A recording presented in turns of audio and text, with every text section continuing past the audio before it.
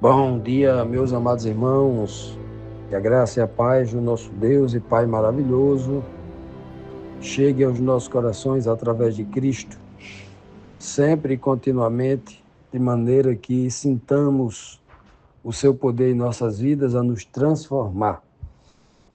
Amados, hoje chegamos aqui ao final da nossa lição semanal, a nossa lição bíblica diária.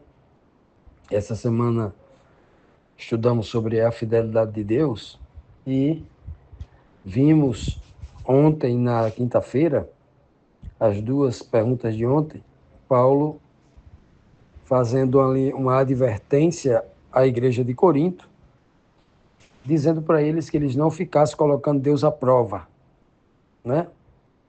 No sentido de que não ficasse pecando para ver até onde vai o perdão de Deus, nesse sentido, né? Como alguns deles, né, fizeram, né, lá no deserto e pereceram. Cita até o contexto aqui, ó, para deixar bem claro, que muitos homens provaram a Deus em relação à fé e foram atendidos. Provar no sentido de dizer assim, ó, o Senhor fala, provar e vede que eu sou fiel. Então, a provação aqui é outro tipo de provação, né? Não ponhamos o Senhor à prova nesse sentido. Como o povo, que é o contexto aqui, o povo lá do deserto, ficou pecando para ver até onde ia o perdão de Deus, fazendo bezerro de ouro, cometendo pecado, né? A cobra mordendo ele e eles morrendo, né? É nesse contexto aqui, ó. Então, deixou bem claro aqui que muitos morreram lá com aquelas mordeduras de cobra, né? E Paulo disse à igreja de Coríntios que ela não deveria murmurar, reclamar, né? Como alguns deles que fizeram lá no deserto, porque não tinha carne, porque não tinha isso, tinha aquilo, e morreram lá pelo exterminador, que nós vimos ontem, né? E hoje, na segunda pergunta de ontem, Paulo diz que, deixando bem claro, né? Estas coisas que foram escritas lá no Antigo Testamento, Paulo diz que servem como exemplos, né, para nós, porque elas foram escritas exatamente para isso, para a nossa advertência, né, para que realmente, principalmente para nós que estamos vivendo no fim dos séculos. E na 11ª pergunta, a primeira pergunta de hoje diz assim: que sabe o conselho Paulo dá aos irmãos em Corinto? Que importância tem esse conselho para todo cristão? 1 Coríntios 10, 12 diz: aquele, pois, que pensa estar em pé, veja que não caia. Em outras palavras, Paulo está dizendo: aquele que sente que está de pé, ou seja, que está obedecendo a palavra de Deus, que não está pecando, que está tendo uma vida baseada na justiça, está tudo certinho, não tem nada, a sua consciência não está lhe perturbando porque não está fazendo nada de errado, né? Nesse sentido. Ele diz bem claro aqui, ó, você pensa que está de pé, porque está fazendo tudo isso certo. Então ele diz, conclui dizendo, cuidado, preste atenção, vigie, para que você não possa cair. Então, se você está pensando que está de pé porque está fazendo tudo certo, não quer dizer que você vai relaxar na vigilância. O próprio Cristo disse, né? Vigiai e orai para que não entreis em tentação. Ou seja, para que você não entre dentro da tentação, para que você não aceite entrar na sala da tentação, no ambiente onde ela tem grande força e grande poder.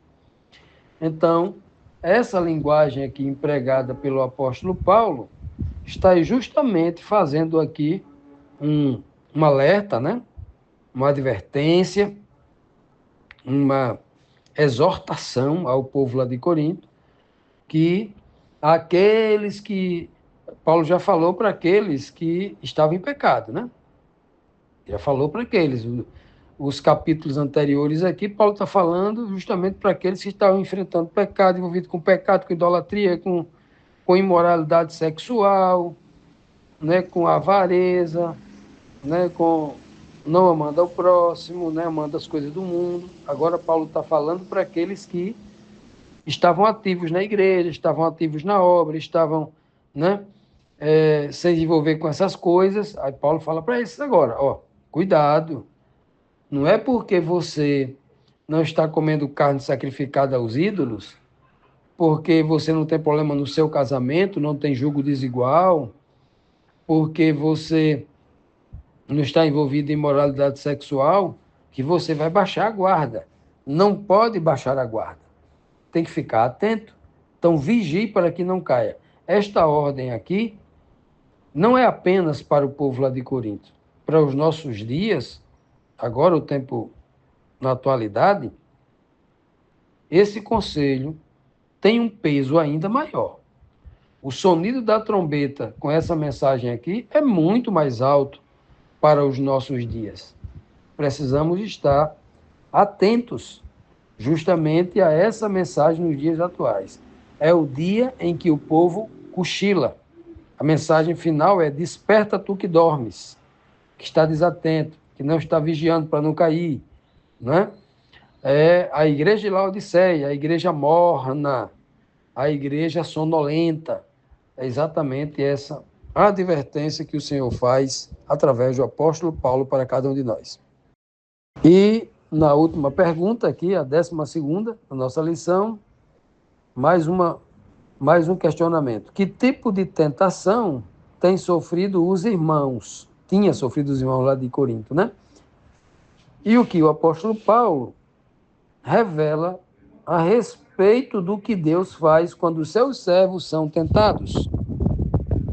O texto de 1 Coríntios 10, 13 diz: não vos sobreveio tentação que não fosse humana, mas Deus é fiel e não permitirá que sejais tentados além das vossas forças.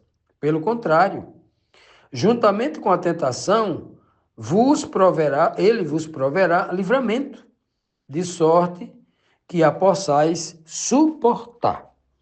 Então veja que aqui Paulo conclui falando desta fidelidade de Deus. Um Deus que é fiel. Tudo que ele prometeu, ele disponibiliza, porque ele cumpre aquilo que ele promete. Se as pessoas lá no Antigo Testamento, nos dias lá do deserto, morreram picadas por cobras, né? E porque elas haviam cometido pecados, elas haviam cedido à tentação, entraram na idolatria e fizeram muita coisa errada. Se elas, lá do Antigo Testamento, morreram em decorrência disso, a pergunta é: teria Deus permitido que chegasse ao coração daquele povo uma tentação maior do que o que aquele povo poderia suportar? Não.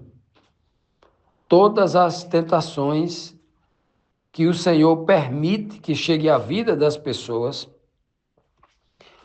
essas tentações elas chegaram porque o homem não vigiou. Ele entrou na tentação.